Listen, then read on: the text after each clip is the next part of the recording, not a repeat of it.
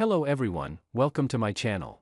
My name is Ari, and today we're going to have some more stories about our toxic life. But before we start, it would be so much appreciated if you would subscribe to my channel, like the video, if you enjoy it, and maybe leave a comment down below. These simple clicks would mean a lot to the future of this channel and really reward the effort that I put in every day. And now without further ado, let's go. Today's first story. In this story, the 7-year marriage ended abruptly when his wife lied about babysitting her aunt's kids and was later caught having a romantic dinner with a coworker. The husband discovered the truth through his wife's cousin, who noticed inconsistencies and revealed her location. He also learned from a coworker that she was spending time with this coworker, AP, outside of work. Fueled by anger and betrayal, he threw her belongings out of their home, leading to a confrontation with her parents who were disappointed by her actions. The husband remained resolute in ending the marriage, emphasizing the consequences of betrayal. His wife stayed with her parents but faced strict conditions. Now let's get into the story. Last Valentine's Day with my wife, 33, was the end of our 7-year marriage. She was supposed to get off work at 5, but at 4:50, she texted me to say her aunt has a date for Valentine's, and since she has trouble finding dates, she felt obligated to babysit her kids for her. I, 40, said that was fine and I could meet her there. She told me that wouldn't be necessary. Her aunt was weird about having men at her house because her children were in recovery from their abusive father, who had been out of the picture for some time now. This conversation really bummed me out, but I figured if my wife could be so self-sacrificing on this romantic day, then I could too. For an hour, I believed my wife's story. But then she posted a status update that gave her location. She thought ahead and made it so neither I nor our mutual friends could see her post. But she forgot about one person, her 15-year-old cousin, the girl she was supposed to be babysitting. She actually messaged me to ask how I was doing and gave me some disconcerting news. She showed me the screenshot of my wife's status and location, which said she was having a wonderful Valentine's Day at an upscale restaurant. Her cousin was one heck of a snoop and knew something was amiss because my wife didn't tag me or include a picture of her and I together like she always did. Due to the inconsistencies, she decided to show me. She didn't know that my wife used her as a lie in the babysitting ruse, but I left that part out and just thanked her. I checked the family locator app, which we both never thought about since we were always together, and my wife's cell phone was no longer at the restaurant. She was in a neighborhood. I decided to see what other snooping I could manage, so I messaged one of my wife's coworkers on Facebook. She didn't hesitate to tell me that something was probably going on with her and a guy from the office. She said they would often deliver work papers to each other's cubicle, but she believed they were handwritten notes. They also ate lunch together in the small office kitchen every day. It seems they were trying to make it look like they were only coworkers, but there was something more to it. I couldn't believe how easy it was to gather intel from people. Had I been blind? I wanted to check my wife's phone, but since I couldn't, I told her coworker about her Valentine's Day lie and how she was in a different neighborhood at that very moment. She asked if it was the Sunny Day development, and I was shocked that it was. She said AP lived there. She was at his house once for a party. I showed her the exact spot. My wife's icon hovered over the neighborhood, and she said it was definitely close enough to be his house. I had enough. I thanked her and got off social media. I started throwing my wife's clothes and belongings out the window, loose strewn all over the yard and roof. It started raining before she got home, and I thought karma was just giving me an extra hand. I wrote a note to put on our front door that read, "Happy Valentine's Day. Don't bother coming back ever again." When she got home late, I could hear her screaming and freaking out. She banged on the door. Rang the doorbell a whole bunch, but I barricaded myself inside. I heard her on the phone with her mom and then her dad, and from what I could hear, it sounded like they couldn't believe she was locked out of her own house with her clothes all over the yard. She kept saying she didn't know why, but eventually broke down and said she lied to me and had a date with someone else, so she needed her dad's help taking all her stuff somewhere. I imagine they asked her why she did this because all she said was she didn't know. She didn't want to tell me in case I freaked out and stuff like that. She sounded like a pitiful little girl that made a shameful decision to lie and cheat on her husband, believing she could get away with it. And now she was forced to semi-admit to what she'd done over the phone with her dad so that he could come to her rescue. He showed up and I came outside. I told them both what I found out. All while my wife was gone, she was crying and telling me I was exaggerating and jumping to conclusions. I put her on the spot to prove I was lying by showing me the messages she had with AP. I knew his real name and her face turned pale when I asked. She said she didn't have any messages with him, but I could see her father's disappointment. I asked him if he thought she was lying because he knew her the best, and he was embarrassed to say yes. She started screaming and wailing and dropped to the ground. I told her to suck it up because she was a big girl who made the decision to cheat on me and lie this Valentine's Day. Now she had to face the consequences of her big girl decision. She was devastated. I could tell she didn't want our marriage to end that night. She didn't want it to end. She wouldn't ever step foot into our house again. She didn't get to say goodbye to our dog. It's lucky I never had children with her, because that would have been heart-wrenching.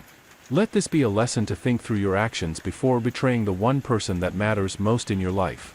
No actions go without repercussions. She stayed with her parents for a while. But they were extremely disappointed in her and couldn't believe a word she said. She didn't get to leave their house at all unless it was for work, and she wasn't welcome back if she was 5 minutes past her expected return. Today's second story. In this story, OP discusses their tumultuous relationship with their estranged wife. The wife had moved out and engaged in sexual relationships with other men, citing childhood trauma as a reason. He tried to limit contact to discussions about their children but discovered through text messages that the wife continued to see other men. This led to a heated confrontation during their child's birthday party, resulting in him deciding to file for divorce. Now let's get into the story. Let's start off with a small recap. My wife moved out a while ago and in the meantime met and had sexual contact with other men. She claims her cheating is due to childhood trauma for which she now wants to go to therapy for not sure if she's actually doing it. I have since tried to keep the contact to a minimum and only discuss things that concern the children. This has worked more or less because we still had a lot of contact, especially because of the upcoming birthday of one of our children. I felt better but of course, still had many bad thoughts about what she does or doesn't do in regards to men. During the last conversation, she assured me that she will not meet any other men anymore because she doesn't want to and she has to find out what she really wants first. I was sure that she does it anyway but had no proof. Then was the birthday of my child. We were together with the family. She was of course also present for me. It was super weird. I felt really uncomfortable because she portrays this happy life and speaks to me while everything is broken. I also felt that something was weird. The kid's birthday party was planned for the day after. I called her in the morning and told her I thought it would be better if she didn't come. The kids were with me that day anyway. I explained why, but she insisted on coming. The party was going well. The kids had fun and all, but I couldn't resist. And then it happened. I checked her cell phone and read the messages that she was of course seeing one or two men and that they were also coming to her house and spending the night. I must say that I mentioned several times that I didn't want my children to sleep in the same bed where she was doing things with men. She agreed with me and said she didn't want that either. In an angry reaction, I told her to leave the party. When she asked why, I told her that I had read her messages. After that, it escalated a bit. She was angry because I had disregarded her privacy. I didn't care. I told her how she can be so dishonest and that she should leave. I then told her that I never wanted to see her again. She tried to justify herself with sentences like I tried not to see him again, but I'm only human and weak, blah blah blah. It got a bit ugly in the conversation, but then she left. Later I got a message where she admitted to sleeping with men and that she will continue to meet with one. She said she doesn't give a crap about me now and she doesn't care about my feelings anymore. She talked about how great the intimate is. She also wants to report me for violating her privacy. She thinks I hacked her phone or installed some software, but I still had a fingerprint registered. Instead, I provoked her. For me, this was the final line. I now have an appointment with the lawyer and will file for divorce. But what makes it hard is the sentence about the intimacy. I realized that she wrote that out of anger to hurt me, but it still knocked my confidence. Our intimate life was always okay, but nothing special. I was her first and she was always rather reserved to discovering her own sexual passion and had also mentioned earlier that she liked her experience.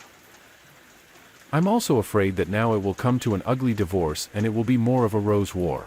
Also regarding the children and the fact that they will eventually see their mother with another man, I had a conversation yesterday with my daughter, close to 10 years old, who doesn't want to be with her mother because she feels uncomfortable there. She was sad because she wants her mother to move back in. I tried to explain to her why that is not going to happen. I told her that it has nothing to do with the children, that mom still loves her, and that I love her more than anything and will always be there for her. I'm not sure how much I can tell my daughter something like she is dating other men. I think is rather wrong to say. I'm also really scared about the future and how I'll feel, how my kids will be, how long will it take me to get over my wife, etc. Update. After thinking more about the situation, I realized I wanted to limit personal contact to an absolute minimum and do only what is necessary because of the children, and started to follow through. A couple of weeks ago I had planned a ski weekend with my kids. Just before we left, one of my kids started making a scene because they didn't want to clean up the room. This led to discussions and to the point that the child said they didn't want to go with me and want to stay with their mother. So I told the child to call their mother and clarify it. Of course, it wasn't an option because of work and who knows what else. I was very emotionally charged at this time because I was really looking forward to the weekend and so were the kids, and because I still blame my soon-to-be ex for the shattered situation and how my kids feel. I had talked several times with the child about how they feel and of course, they're doing really bad with it, quite the opposite of what their mother thinks, that it must have no effect on the children. Anyway, I then took the phone because I wanted a confirmation of what is now the matter. It got a little out of hand again because I expressed to my soon-to-be ex what I think about it and why it happened.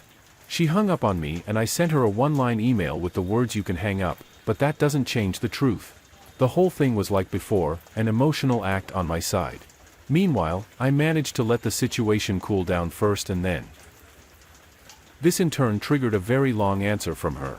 Also definitely emotionally written, in which she described her truths. I will not elaborate here, but it was about what I did wrong and how I treated her wrong, also that she doesn't regret the affairs, one of them led to an abortion. How can you not regret that? So again, completely trying to shift the blame and responsibility onto me. Also, and this is the critical point, she wrote the truth is that I don't want you in my life anymore and I am ready to divorce you.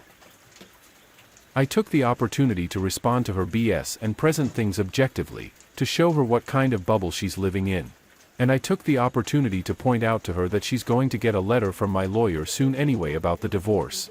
I explained to her in detail and objectively why I have no more hope for us. And then came the answer: I did not intend to divorce, but apparently, you have planned and organized everything. I did not care and I did not go further into it by replying. The fact is that she is screaming for a divorce with all her behavior and the things she says.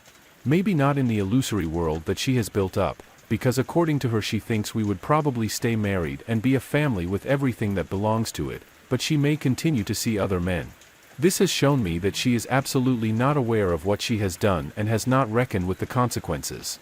Presumably, she must have been shocked by my information. Since then our contact has been almost exclusively related to the children.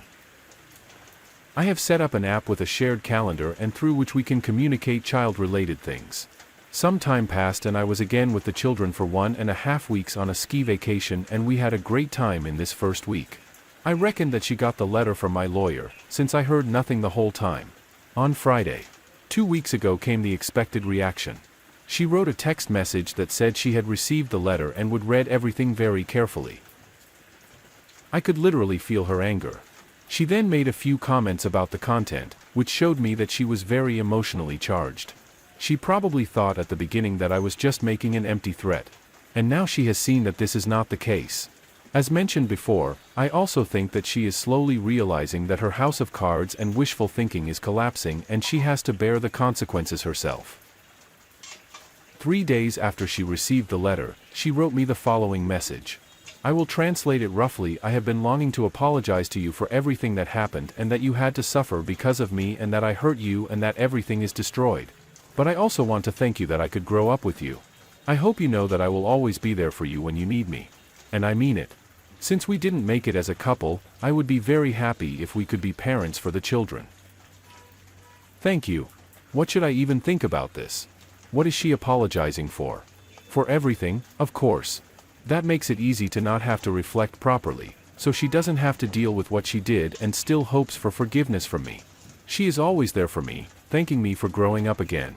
Obviously, she hasn't learned the most important lesson: how to handle crises.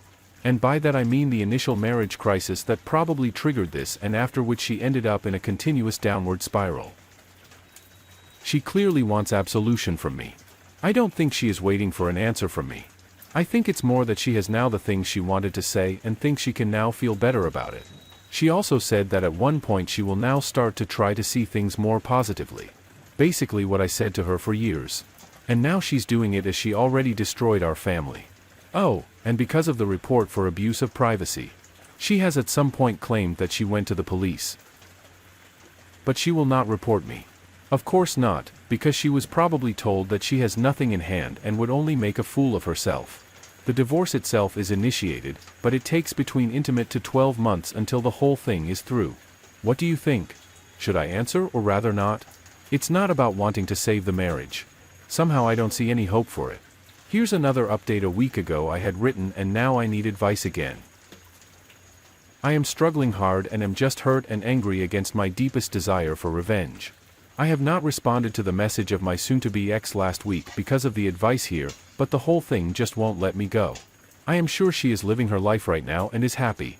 I'm finally out of the marriage and I filed for divorce, which she probably wanted for a long time. She probably even has a new relationship already. I got my oldest child a cell phone with which the kids can call me when I'm out of the house. And whatnot on it is also the number of their mother stored, because otherwise, the kids use the home phone, which is much more expensive. Now it happened that my eldest has tried to call their mother, who has not picked up the soon-to-be ex, then later sent a text message to the kid's phone asking who the number belongs to. At 10 p.m. The cell phone was called with a suppressed number and 3 minutes later from their mother. So since I don't think my ex knows how to suppress the number, she was not alone. In addition, I contacted her Saturday through the co-parenting app because she had forgotten to do something kids-related. The answer was that she could only do it on Sunday, so she was definitely spending the weekend away, probably with her new guy. I really want no contact, but it seems that there is always some info coming to me that gives reason for speculation. And I absolutely cannot handle the fact that my ex is already happily in a relationship. She has no right to it in my opinion, while the kids and I suffer. This is killing me and I don't know how to deal with it.